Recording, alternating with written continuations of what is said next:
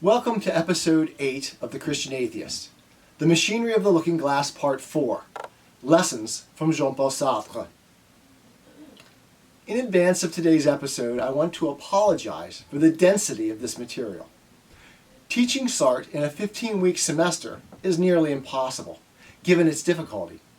Trying to pack 800 pages of one of the most difficult philosophy texts ever written into a 15-minute episode of The Christian Atheist was beyond daunting. Questions are welcome. Hopefully, the final summary that I give at the end of this lecture will carry the necessary content forward to our final episode of The Machinery of the Looking Glass when we put it all together. I beg your indulgence until then. I would be happy sometime to do a series on Sartre's philosophy, if any of you are interested. It is difficult for me to overstate the importance of Jean-Paul Sartre's existential thought on my intellectual development. It may seem strange that an atheistic existentialist played such a massive role in the machinery of the looking glass, in my turn from atheism back to God. I do, however, love a paradox, as should be obvious from the previous episodes of The Christian Atheist. We are now, finally, in a position to clarify my references to different levels of analysis and my rather idiosyncratic use of the terms metaphysics and ontology in earlier episodes.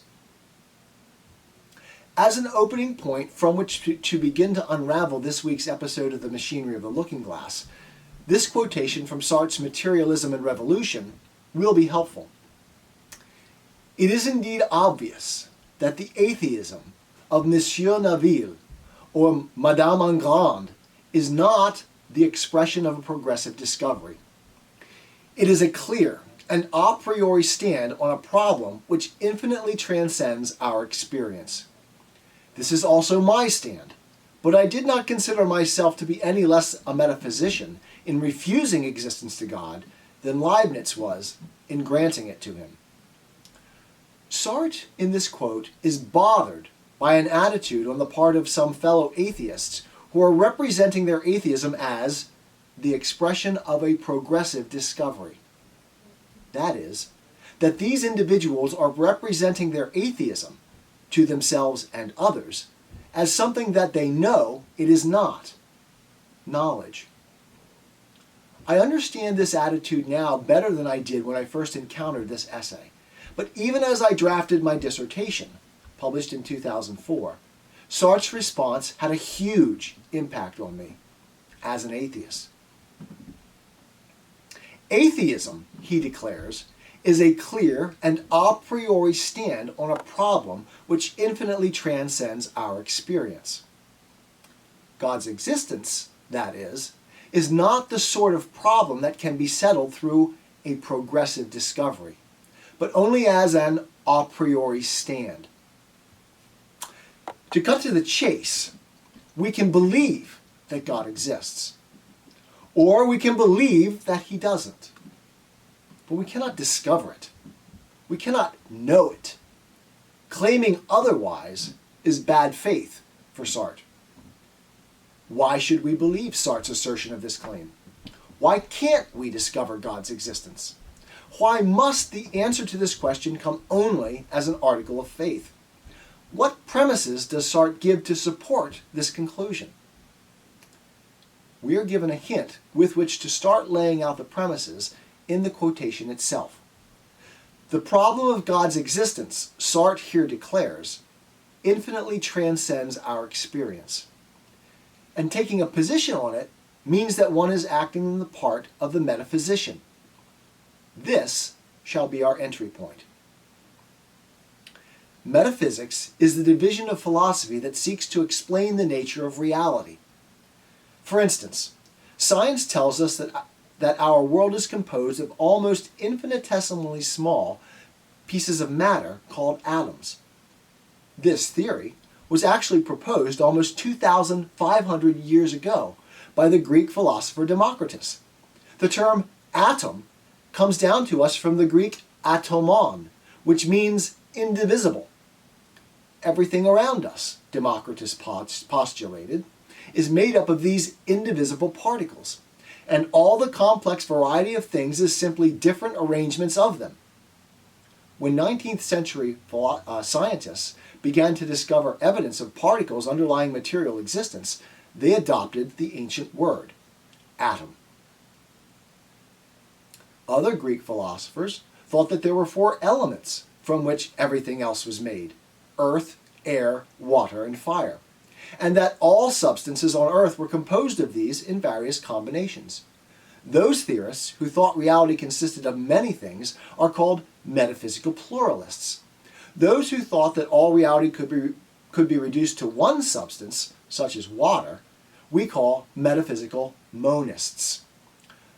Those who thought we needed 2 fundamental substances are called metaphysical dualists. René Descartes is one of the latter.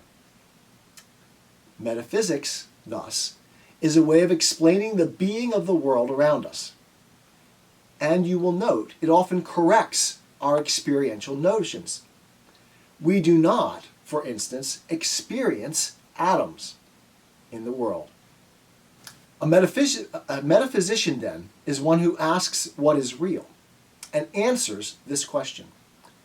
Metaphysical theories abound, as really knowing which theory is correct escapes our best efforts. Science, as successful as it has been, still leaves us with unanswerable metaphysical speculation. Kant cited this fact as one of the reasons it was necessary to limit the pretensions of reason, as we saw last week. For instance, in reality, one thing, monism, is reality one thing or many things, pluralism? Science has not allowed us to decide.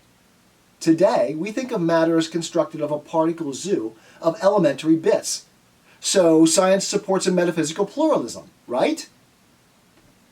Yet Einstein tells us that all matter is reducible to energy, the famous E=mc² equation. So is energy the one thing of which everything else is made, and thus science supports a metaphysical monism? How do we decide that question? We saw last week how Kant limited knowledge to make room for a firm faith. Quoting Kant, "Although we have to surrender the language of knowledge, we still have sufficient ground to employ, in the presence of the most exacting reason, the quite legitimate language of a firm faith." Kant is not primarily concerned to establish a religious worldview here, but rather to rescue reason from 2 tendencies: arrogant dogmatism and untethered flights of fancy. When these 2 tendencies combine, reason asserts its own flights of fancy as necessary, as knowledge. Knowledge, that is, has the character of necessity, and faith of possibility. Mixing these 2 realms, what we know and what we believe, can be dangerous. This was Kant's worry. It is also Sartre's worry with Hegel. Sartre's project, I argue in my dissertation, is Kant's, but with Hegel as its target, as Hegel renewed the necessitarian challenge on Kant's own turf. It was Sartre, among others, who took up this challenge, who sought to knock down Hegel's supremacy. I would like, at some point, to present a larger series on Hegel's philosophy, but that sort of scope is way outside our abilities in today's presentation. Early in Sartre's philosophical career, he adopted as his own the phenomenology of Edmund Husserl. Phenomenology sought to turn our attention from the subject-object duality, from a metaphysical dualism, to an analysis of experience, that is, human experience. This emphasis was a limiting factor, concentrating the attention not on a metaphysical world to be interpreted, but on the experiences of subjects like us, and how we must understand that experience. This phenomenological turn is basic to Sartre's existentialist thought. Sartre's magnum opus is called Being and Nothingness, and in it he examines being from the perspective of experience. This study Sartre will term ontology. It is, then, our experience that Sartre examines. From this experience, he seeks to extract a realm of necessary understanding of the nature of being, what he will call a phenomenological ontology. He asks the question, what must being be in order that our experience be what it is? Metaphysics, for Sartre, is something altogether different. In traditional philosophy, the terms metaphysics and ontology are interchangeable. Sartre proposes to separate the two disciplines. Whereas metaphysics often rewrites our experience, treating it as corrigible, Sartrean ontology treats the elements of experience as incorrigible. For instance, Kant feared that the scientific metaphysics of his day threatened freedom by rewriting our experience of freedom as illusory. We may experience ourselves as free, but in reality, that is metaphysically, scientific necessitarianism, we are determined creatures. For Sartre, the experience of freedom is incorrigible. It cannot be rewritten. That is, freedom cannot be explained away in an ontological account. If we experience ourselves as free, we must accept our freedom and account for it at the ontological level. For Sartre, we are our freedom. Utilizing the terminology of Kant and Hegel to explicate our experience, remember we're doing ontology here, not metaphysics, Sartre tells us that there are two sorts of being, the in itself and the for itself. Being for itself is our being, as we are conscious of being in itself. The ofness of consciousness is central here, as phenomenology makes clear. All consciousness is consciousness of something. And for Sartre, being for itself, us, arises as consciousness of being in itself. The for itself is parasitic. Our being is founded as a presence to being in itself. Being in itself is the fullness of existence around us. Don't think of it, though, as in terms of matter. That is a metaphysical understanding. But in terms of what we are conscious of as the foundation of our experience. The in itself is what it is. It is self-coincidence, self-identity. The for itself, by contrast, is what it is not, a lack of identity. It knows itself as presence to in itself, as not in itself, as the specific negation of the in itself to which it is presence. It is this lack of self-identity that makes the for itself capable of what Sartre calls bad faith. Hang in there, guys. I know this is tough material. We can get through it, and if you need to read this or listen to this several times, that would probably be helpful. Also, your questions in an ongoing format would also help me to help you. Moving forward. Bad faith is an existential lie to oneself. It can occur when the for itself seeks to represent itself to itself, and possibly others too, as being in itself, as a self-coincidence. A famous example from Sartre's Being and Nothingness, a for itself can seek to be a French waiter, doing all the actions and appearances of our ideal notion of the perfect waiter. A for itself, though, is a perpetual presence to being as not being. So no matter how perfectly one tries to self-identify with being a waiter, the for itself, by its very essence, escapes the in itself it seeks to be. One can play at being a waiter, since play involves self-consciously not being, but one can never be a waiter in the mode of in itself. If you consult your own experience, you have to acknowledge the truth at this point. Any role that we ourselves seek to fill, we are always conscious of not reaching it, right?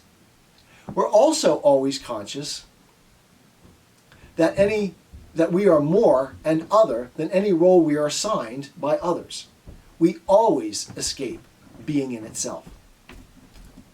Another pattern of bad faith is seen in the quotation with which we opened our discussion of Sartre, when some atheists represented their atheism as a progressive discovery rather than as a faith position. We're now in a position to understand this point. Certainty in ontology comes from presence to being, from experience. To claim atheism as the expression of a progressive discovery is to claim that one has not chosen to believe that God does not exist, but that it is a necessity imposed upon them by a presence to being. All faith, though, is self-consciously faith, the experience of choosing from open possibles. And open possibles means that faith understands itself as not present to the being it is choosing to believe, as lacking certainty. In ontology, the concept of God is necessary, though existentially indeterminate, as one cannot encounter the totality that is God. To believe that God does not exist means that one does not know that God does not exist, leaving the open possibility that God does. Atheists that claim their atheism is given to them as certain are thus, for Sartre, always in bad faith. To claim knowledge of this is to infinitely transcend our experience, to represent what can only be believed as something that is known. We have, then, in Sartre's phenomenological ontology, a concept of God that is present in the very being of the for itself. Each human being pursues this ideal of being, seeking to combine the wholly positive being of the in itself with the wholly negative being of the for itself. The ideal of a consciousness which would be the foundation of its own being in itself by the pure consciousness which it would have of itself. It is this ideal which can be called God. This being, Sartre says, is an impossible being. We might call it paradoxical, as it is the union of being in itself with the specific negation of being that is the for itself. God is an impossible synthesis of being and negation. And while ontology reveals this God concept, it is always as escaping and never as realized. Each human reality is at the same time a direct project to metamorphose its own for itself into an in itself for itself, and a project of the appropriation of the world as a totality of being in itself. Every human reality is a passion in that it projects losing itself so as to found being, and by the same stroke to constitute the in itself which escapes contingency by being its own foundation, the ens causa sui, which religions call God. But the idea of God is contradictory, and we lose ourselves in vain. Man is a useless passion. Man, then, for Sartre, is the project to be God, to found being in themselves. I can think of no clearer presentation of the biblical notion of the sin nature than this, nor a better analog of the arrogance of the intellect that we have discussed repeatedly here at the Christian Atheist. Knowing ourselves as a lack of being, we seek to be the great I am, to place ourselves in God's position. From this ontological study, then, we know our lack of being. And we know the project of the impossible synthesis of the in itself for itself, or God. Thus, in studying Sartrean ontology, we have laid down some vital machinery for the looking glass. 1. There are two levels of explanation of being: metaphysics and ontology. In ontology, we are concerned to explain our experience of being as we live it. And that's of vital importance to us moving forward. I will repeat it. There are two levels of explanation of being: metaphysics and ontology. In ontology, we are concerned to explain our experience of being as we live it. These experiences are treated as incorrigible, as necessary, since we cannot by choice alter them at this level. Secondly, because ontology treats our experience as incorrigible, ontological theory must be able to be lived without contradiction. The facts of experience cannot be denied, even if they are rewritten at the metaphysical level. If we experience freedom, we are free ontologically. We exist our freedom, as Sartre would say it. Metaphysics, by contrast, can rewrite our experience, but at the cost of necessity in its explanatory function. We can believe ourselves determined, but we experience ourselves as free. It is only in bad faith that we can attempt to live a metaphysics, to present it as necessary. Faith is the price we pay for metaphysics. Third, we encounter the notion of God in ontological analysis. And like all evidence we encounter in our experience, it is incorrigible and must be accounted for, not explained away. This point also seems to align with anthropology, as theism seems nearly universal in human history. 4. Sartre denies God at the metaphysical level, but understands that doing so is a matter of faith, not knowledge. Ontologically, the concept appears as an impossible, I read here paradoxical, synthesis. But it is also, for Sartre, necessary, as it is the human project. Thus, we know God as an unrealized totality in our very essence as for itself. 5. As a final consideration, the distinction between existing and believing carries interesting resonance with a principle we've been reiterating in each episode of The Christian Atheist so far. That if you want to know what people believe, really believe, watch what they do. Don't listen to what they say. Sartre's phenomenological ontology provides some basis for understanding why this is the case, doesn't it? Though it also seems to point to another understanding of faith than any we've encountered so far. If you haven't watched the earlier episodes of The Christian Atheist, please subscribe now and watch them in sequence, as each episode tends to build on the previous episodes. Next week, I promise, will be much easier to comprehend.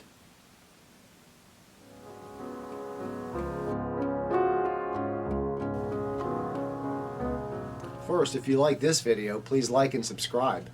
And let us know what you'd like to hear from us by commenting. Wise Words for Your Occasion is located in Lancaster, Pennsylvania, but we're willing to travel. For inquiries or to book an occasion, go to wisewordsforyouroccasion.wordpress.com or see us on Facebook or check out our YouTube channel. You'll find links to all three in this post.